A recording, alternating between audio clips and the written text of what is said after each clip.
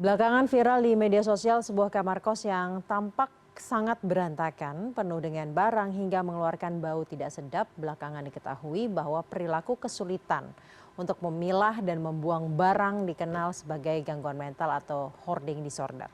Kita akan membahas lebih detail tentang apa itu sebenarnya hoarding disorder bersama psikolog klinis Liza Mereli Japri. Selamat malam Bu Liza. Selamat malam, Baca. Apa kabar? Baik, terima kasih Bu. Bu, sebenarnya bisa dijelaskankah secara singkat dan padat agar masyarakat awam benar-benar bisa memahami apa itu hoarding disorder? Apakah menimbun barang begitu saja sudah bisa dikategorikan secara sebagai hoarding disorder atau seperti apa? Iya, sebenarnya kalau kita mengacu kepada kamus gangguan psikologis gitu ya, hoarding disorder itu gangguan di mana si penderitanya ini mengalami kesulitan untuk memilah-milah mana barang yang bisa disimpan, mana yang harus dibuang, mana yang masih layak pakai, mana yang harus sudah saatnya untuk disingkirkan. Kemudian dia mengalami kesulitan untuk berpisah dengan barang-barang tersebut. Jadi nggak boleh diberesin, nggak boleh dibuang, nggak boleh dipindahkan bahkan. Jadi dia mengalami kesulitan untuk hal-hal tersebut. Bahkan kalau itu sampai terjadi dalam arti bahwa itu dipindahkan, dibuang, atau disimpan di tempat lain, diberikan kepada orang lain, itu dia bisa mengalami gangguan berikutnya seperti gangguan kecemasan gitu Mbak Eca.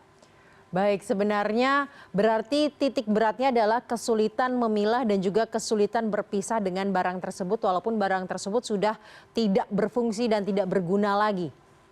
Betul. Nah, kalau kita melihat dari berita yang tadi ditampilkan, ini kan kayak dia meninggalkan kamar kosnya dalam kondisi yang amat sangat berantakan. Kalau saya ngelihatnya ini lebih kepada dia ketidakmampuannya jorok sekali gitu dan dia tidak bisa untuk bertanggung jawab, punya mungkin secara impulsif asal beli, tapi kemudian dia nggak apa-apa berpisah dengan barang tersebut. Jadi lebih kepada ketidakmampuannya dia untuk rapi, untuk bertanggung jawab pada kamar kos yang dia sewa, yang kemudian juga bagaimana dia meninggalkan kamar kos tersebut dalam kondisi baik-baik. Jadi kalau kita menganalisa kasus ini dari video yang ada dia meninggalkan itu tidak termasuk dalam hoarding disorder. Iya, biasanya para penderita hoarding disorder itu punya kelekatan yang abnormal dengan barang-barang yang dia beli. Jadi mau berantakan kayak gimana, pokoknya nggak ada yang boleh benahin, nggak ada yang boleh buang, nggak ada yang boleh kasih ke orang lain. Pokoknya harus tetap pada tempatnya seperti itu. Kelekatan yang berlebihan. Namun Bu, banyak juga masyarakat orang yang mengoleksi sesuatu secara sentimental tidak mau melepaskan barang tersebut. Ya, Apakah ya. itu juga bisa Nah, dikategorikan sebagai hoarding disorder? iya, nah kalau kita ini berbicara kolektor ya, Hmm. katakan kolektor barang antik, kolektor mobil atau kolektor pin-pin atau segala macam, ini juga berbeda dari penderita hoarding disorder. Kalau kolektor itu biasanya dia hanya satu jenis koleksi barang, katakan misalnya mobil atau ya barang-barang dia boneka, hanya seperti itu aja, itu satu yang pertama. Jadi hanya satu macam. Kalau hoarding disorder, penderitanya itu biasanya semua juga numpuk nggak jelas gitu, berantakan sekali.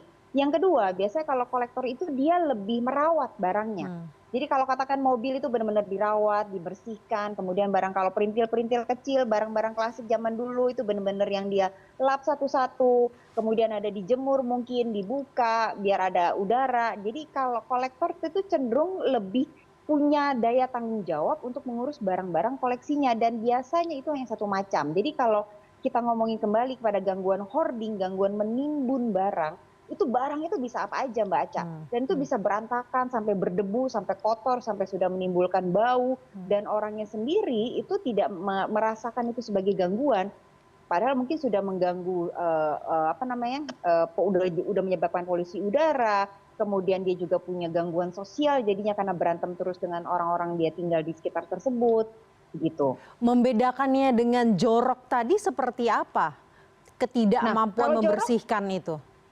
ya, kalau jorok kalau saya rasa contoh seperti berita yang ini di kamar kos ini gitu. Hmm. Jadi bahwa dia eh, tidak masalah tinggal jorok, dan dia memang mungkin orangnya jorok dan dia tidak bisa bertanggung jawab pada tempat tinggal dia sendiri. Oke. Nah, ini apakah dari kecil tidak dibiasakan untuk apa namanya, merapikan ruangan tempat tinggalnya? Apakah dia tidak pernah dilatih juga untuk bertanggung jawab terhadap properti atau barang orang lain?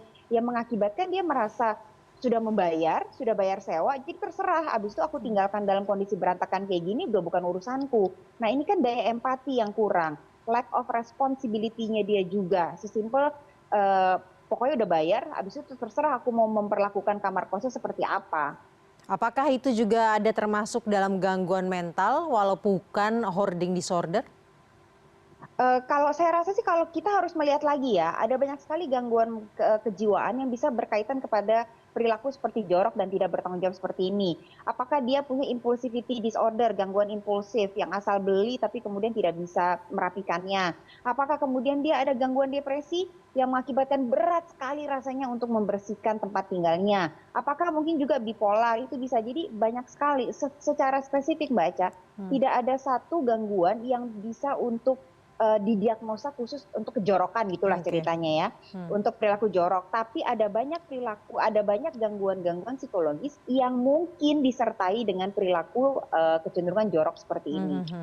Berarti berbeda ya hoarding disorder dengan kemampuan tidak mampunya mengelola barang jorok itu dua hal yang tidak bisa serta-merta kita samakan. Iya, justru kalau saya ngelihatnya, kalau misalnya memang ini beneran hoarding disorder, dia akan sulit sekali berpisah dengan barang-barangnya. Baik. Mungkin dia akan bawa keluar kos itu juga sekalian. Baik, baik. Sebenarnya berbicara mengenai faktor, faktor kalau tadi sudah dijelaskan beberapa faktor, kemungkinan faktor kejorokan yang terjadi dalam kamar kos ini. Namun kalau hoarding disorder sendiri faktornya apa ya Mbak? Faktornya itu udah banyak sih Mbak. Jadi kalau kita berbicara mengenai gangguan psikologis itu nggak ada single factor biasanya. Jadi bisa karena mungkin ada gangguan fungsi organik otak yang membuat dia tidak bisa membuat analisa secara bijak mana yang perlu dibeli, mana yang enggak, mana yang bisa disimpan, mana yang sudah tidak bisa disimpan itu mungkin bisa. Yang kedua mungkin karakter orangnya juga. Apakah karakter orangnya itu penimbun ada juga misalnya. Atau bisa trauma-trauma dari masa kecil. Misalnya apakah dia masa kecilnya itu sangat, biasanya kalau hoarding disorder itu mulainya itu sekitar 11-15 tahun, tapi kemudian itu akan semakin parah seiring dengan waktu dan biasanya puncaknya itu sekitar usia parubaya tuh. Nah, di parubaya itu di masa kecil tersebut apakah dia hidupnya sangat kekurangan sehingga ketika akhirnya kemudian sudah punya pekerjaan, dia bisa beli barang-barang, jadi kayaknya beli terus-menerus. Apakah pernah ada trauma juga misalnya barang kesayangannya dibuang? Dan itu meninggalkan luka yang sangat dalam yang mengakibatkan dia akhirnya ketika kemudian dia punya barang itu dikekepin terus sama dia. Nah, jadi itu banyak faktor yang bisa mengakibatkan kenapa hoarding disorder muncul, Mbak Aca. Jadi tidak ada hubungan yang langsung terkait dengan jenis kelamin, status ekonomi dan lain-lain ya, Mbak Liza? Kalau jenis kelamin sebenarnya secara penelitian belum ada yang bisa membuktikan apakah laki-laki lebih besar dari wanita. Tapi biasanya ada gejala penyertanya. Kalau laki-laki itu biasanya kenapa jadi hoarding? Karena dia mengalami gangguan kecemasan menyeluruh, generalized anxiety disorder. Karena dia cemas tidak bisa keluar, tidak bisa mengelola kecemasannya dengan bijak, itu kemudian dia jadinya beli-beli barang, dia hoarding itu biasanya kalau laki-laki. Kalau perempuan itu biasanya karena ada dia sosial fobia, misalnya FOMO lah gitu ya, apa namanya, term yang paling kita kenal sekarang. Atau mungkin dia ada PTSD, post traumatic stress disorder, yang akhirnya lari dengan memuaskan diri beli-beli barang tapi akhirnya jadi hoarding. Baik, baik terima kasih Liza Marieli Japri, psikolog klinis telah bergabung bersama kami malam hari ini di CNN Indonesia Prime News. Sama-sama Mbak Aca.